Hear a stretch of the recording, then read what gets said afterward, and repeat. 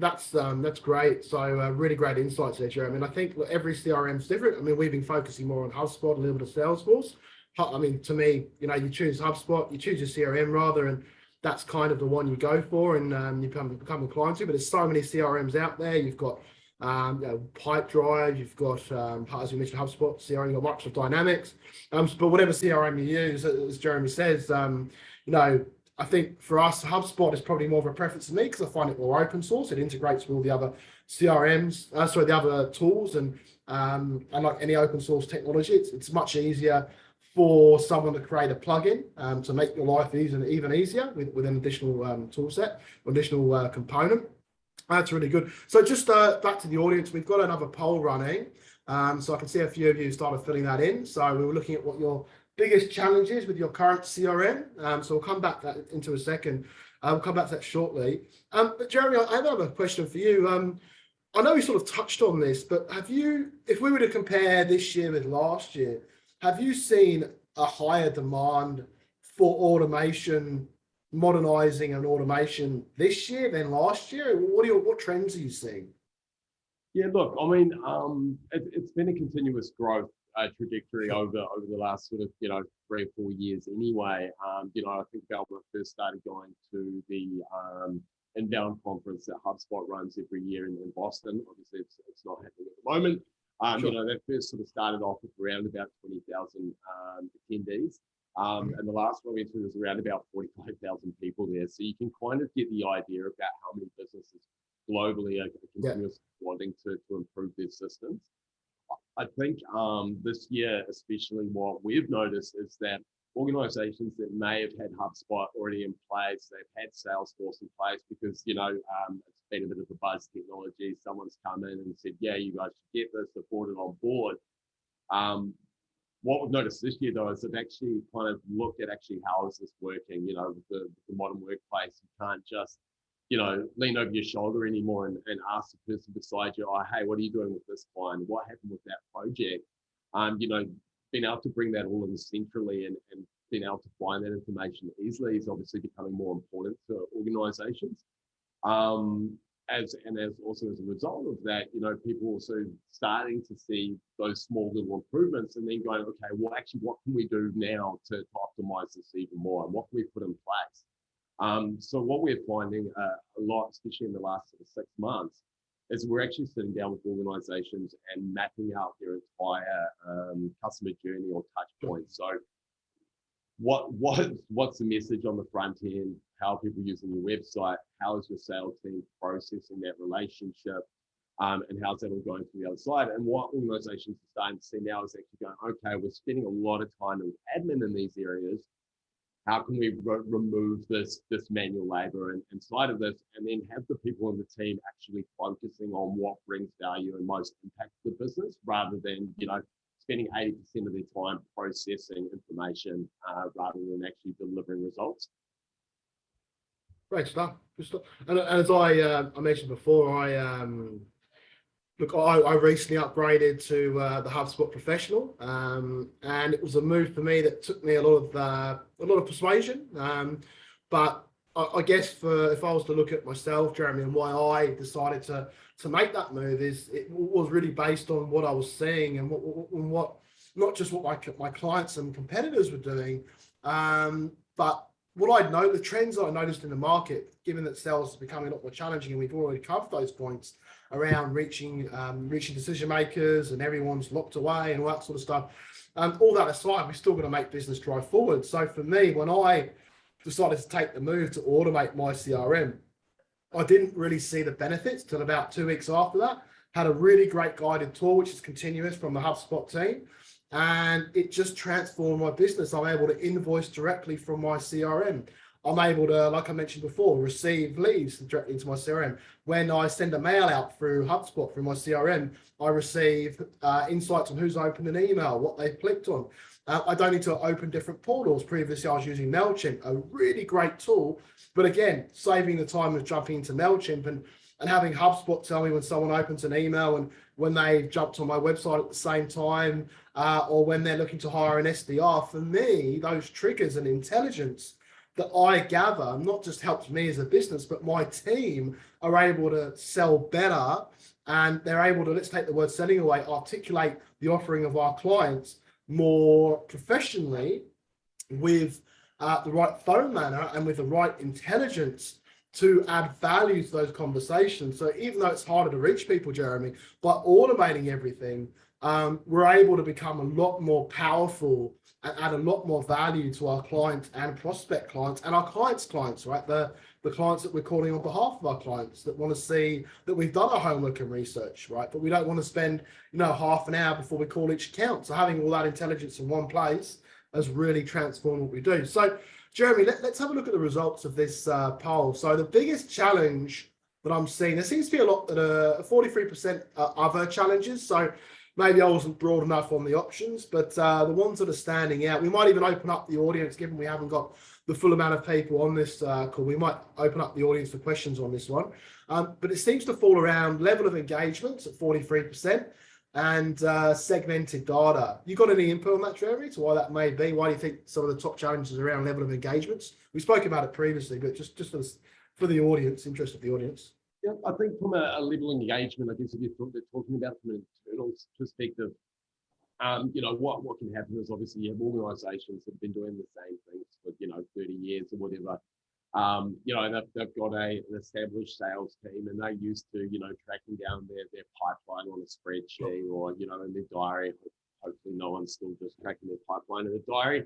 But all of that type of thing. And so they look at, bringing on new technology as another thing that they have to do in their day. Especially if you have a target focused sales team, if it's just a target-based sales team, they look at doing all this extra work as a hindrance to them to reaching their goals. So, that's what's really important to work with, organization that specializes in understanding this process and that automation so that they can sit down with you and actually create a system that works around your sales team, your marketing team and whoever, and actually supports the way that they do things. So that it's not just a suddenly like, okay, you need to change everything that you've done for the last 10 years and do it this way. It's actually about how can we give you the tools to improve what you're doing along the way. Getting that stakeholder engagement is huge along the process, obviously, to ensure that engagement.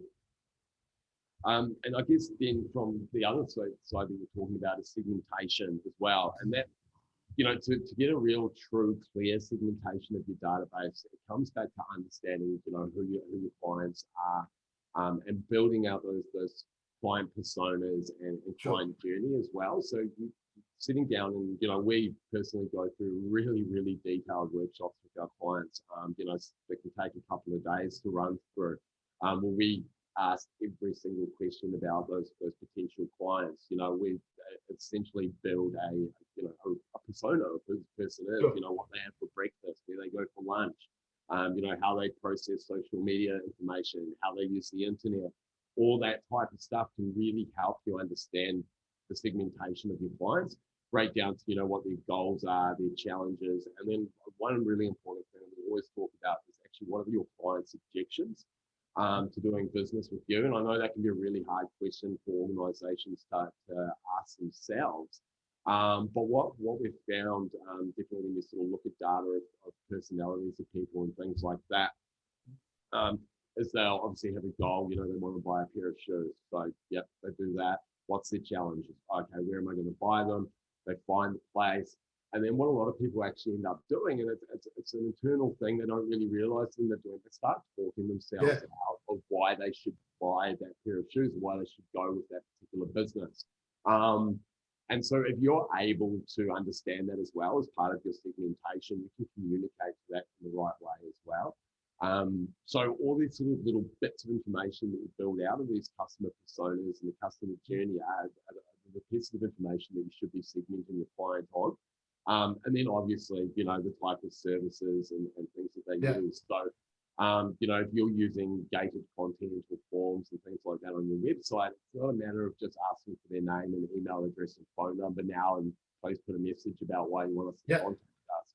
You should be putting a few self-qualifying questions in that as well. So, tell me a little bit about your role. What are you looking for? What sort of information? And all of that stuff can obviously be aligned against that client in your CRM. And then when you start that communication process, it's all sitting there. The other thing, obviously, which you spoke a little bit about before as well, is that tracking of emails. Now, a lot of people think about that as just being the EDMs or the marketing emails. Using tools, HubSpot and Salesforce, you can actually see when a client's opened up an email that you've sent directly to them as a sales member. It might be whatever, hey, Matt, how's it going? Here's the quote for the project that we discussed. And you can send it through them, and you can actually see now that they've opened the email, that they've read, 3/4 of the way down, they've clicked on the link to the quote, they've opened the quote, they've read, 3 pages of the information involved in that, they've gone straight to the price. You can understand actually every single thing that they're doing with the information that you send them as well. So all of that stuff can provide you with data that you can use for segmentation with other clients down the way. So there's a huge amount of power that you can do there in understanding what people are actually up to. Yeah. So, and another great, tool, and look, I might be jumping ahead a little bit on this, but it's for example, is using your LinkedIn account. If you've got a professional LinkedIn account, you can join that with your HubSpot and use their Sales Navigator tool. So you might reach out to a contact that you've met somewhere, a conference, a networking event, or whatever. You bring them into your HubSpot, your Salesforce, enter them in, and then it automatically actually goes out into LinkedIn and finds the information about their company, brings that into your CRM, and then we'll actually start looking for the different roles within inside of that organization. So you might have met someone in sales, but it will go out and it will find who the CFO is, who the CEO is, who the general managers and directors are, and everything, and actually build an account-based strategy automatically off the information that's already sitting there online. So you don't have to do any of that. So when you start actually interacting with the business, you've got a timeline that shows everything about who's in that organization, how they've communicated, what emails they've read. And that also obviously works really well for future-proofing your organization. If you've got a salesperson that's leaving, you bring on someone new on the team, they're not going in cold. They can go straight in there, click on it, and that's seen the last 2 years' history of information that's been related to that client as well, which, we talked about with this being future-proofing the sales engine. That's a huge tool inside of the sort of sphere of your customer relationship management.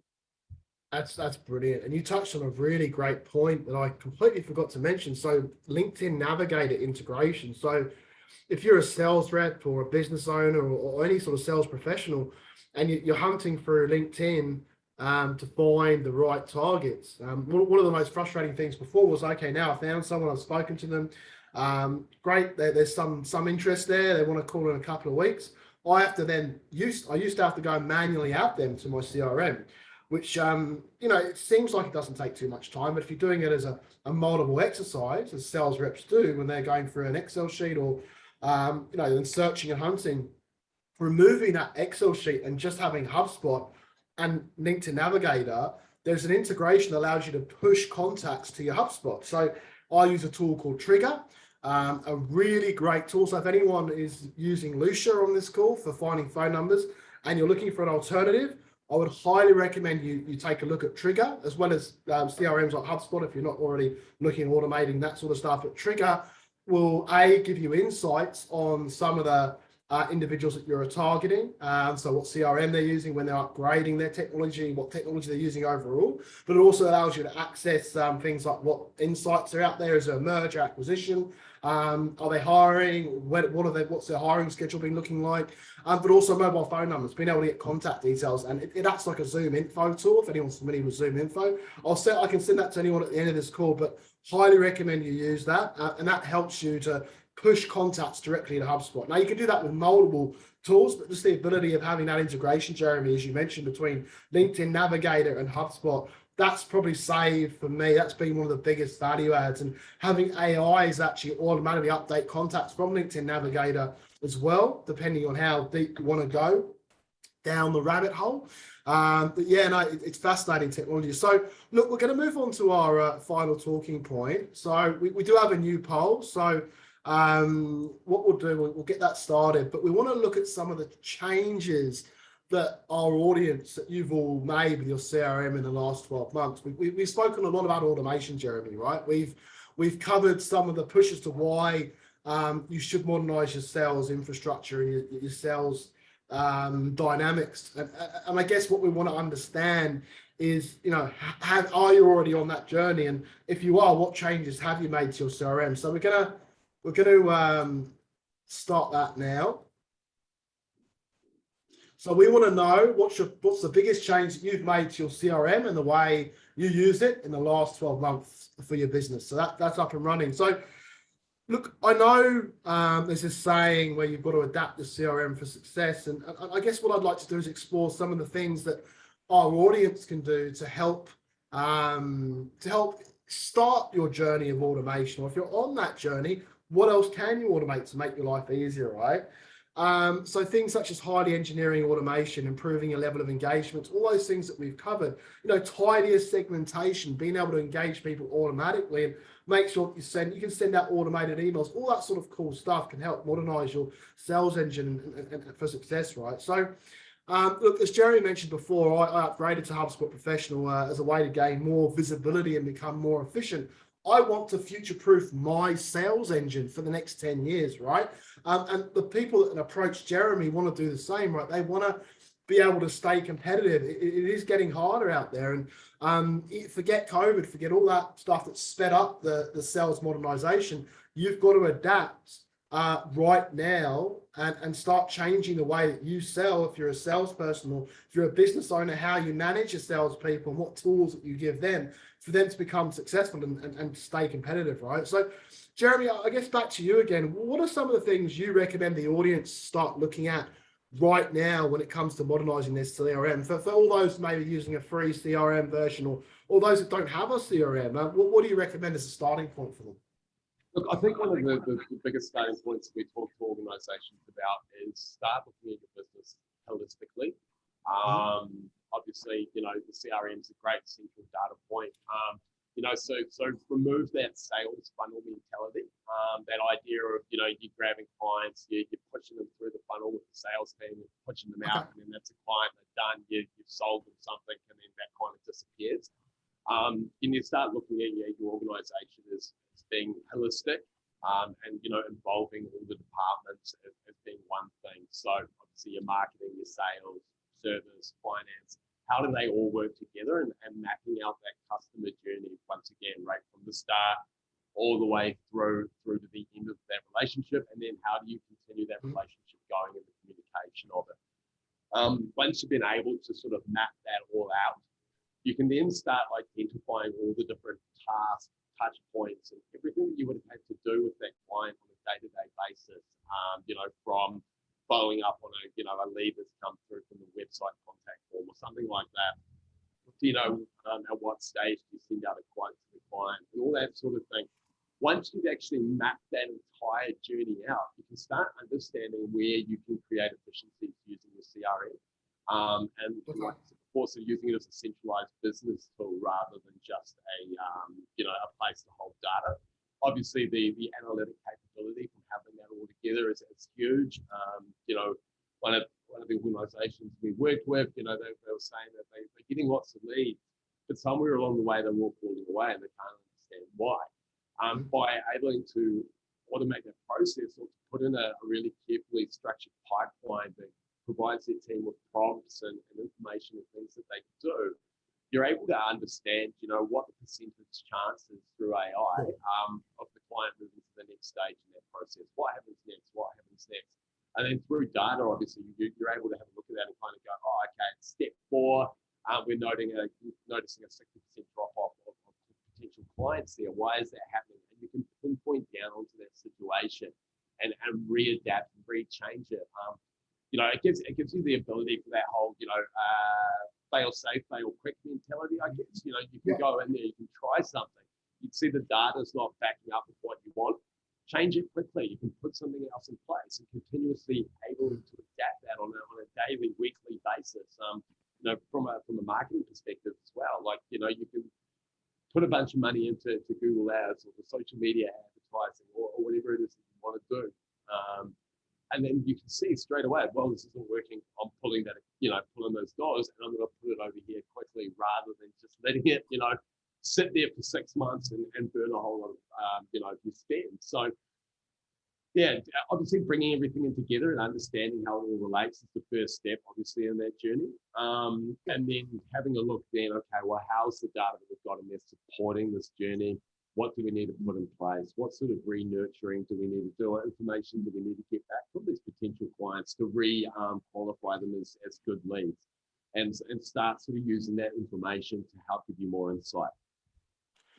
Fantastic. They're really good insights, Jeremy. And I guess just taking that one step further, we've talked about a number of tools that you can integrate with CRM, and I guess we've been focusing a lot on HubSpot, I guess because I'm being a professional user and you being sort of an expert in that space. So we looked at some of the basic stuff that the audience can start looking at, and things like invoicing and LinkedIn Navigator. But what other things can you integrate with HubSpot? I mean, would you say sort of anything and everything, as long as there's someone's built an integration of some sort? Is there anything else we can add to the list outside of the Xeros of the world, LinkedIn Navigator, other CRMs, our phone systems? What else can we do? Yeah, look, I mean, you can pretty much integrate anything, especially with HubSpot. You mentioned earlier on that it's an open source software. So the guys at HubSpot realize that they've got a great tool there and they want to share it and make it work for everybody. So it's pretty much whatever other systems you've got going on in your organization can be integrated to it. I think the natural integration list, which means it's literally just a click of a button, sits somewhere at around about 4,000 apps at the moment. It could be more, actually. It's continuously growing. But one of the great things is there are middleware tools as well. So there's, Tipco or Zapier, which means if you're, using a 30-year-old ERP system in a manufacturing business, you don't have to throw that all away just using a good CRM and integrate it. It's a matter of going, okay, opening up the middleware, and you can literally sort of drag and connect the types of data in the fields that you want together. So everything works with it. There's no, rules around, oh, you have to do this, you have to do that, you can't do this. It's a matter of going, what works for you? How can we best support your business and support your team and what they do? And if it means, joining up with a 30-year-old ERP system, well, then let's do it, and that's one of the best things about it, right? It's that there are no rules. So, yeah. Cool. No, I mean, from what I've seen, everything that I've thought of that I want to integrate, someone's created an integration with HubSpot. I'm sure it's the same across the board with Salesforce and Microsoft Dynamics, but I was looking at a way of integrating WhatsApp, because over in Southeast Asia and Asia as a whole, WhatsApp is being used more significantly, and even more in Australia and New Zealand as a way of reaching. I sometimes reach some of my clients via WhatsApp, and sometimes they message me, and I'm thinking, well, how do I integrate that particular feature into my CRM? So now WhatsApp will monitor and fully integrate into HubSpot, and HubSpot will tell me if someone sent me a message via WhatsApp. So I don't need to go and check individual phones and individual tools. Again, it's in one individual space, one toolbox. So great stuff. Look, Jeremy, we got our results from the recent poll. It seems like the majority of people are looking at upgrading their CRM, or they have upgraded their CRM rather in the last 12 months, which is really good. And they've started looking at analytics and marketing functions. They're the highest too, with a little bit of full automation. So I guess some are already full automated. Others are sort of semi or on that journey. So I guess were you expecting those kind of results? Is that similar to what you're seeing from your own target audience? Yeah, look, I definitely, everyone knows they need to have a CRM. That's sort of no news there. It's more about actually going, okay, well, how are you best using that to support your business? And it's great to hear that people are using, automation and the analytical side of it. But it'll be interesting to find how many people are, where does that start and stop in their business as well? Are they only using it as a marketing function, or are they using it as something that supports everything that they do in an organization? I sort of spoke about before how personally every day I jump on, have a look at the dashboard, look at my task list and everything that's created inside our CRM. And I can see every single part of the business and how it's performing, what we've got coming up. And also I can, see the potential forecast as well, what's coming through from those marketing leads, what are those potentially going to become a sales qualified lead. Of those sales qualified lead, what's actually going to turn into clients, and then what do I need to prepare for in the future for the production team to be working on as well. So yeah, that automation is great. Definitely keep at it, but definitely have a look at going, well, how can we support everything you do, and once again create that centralized spot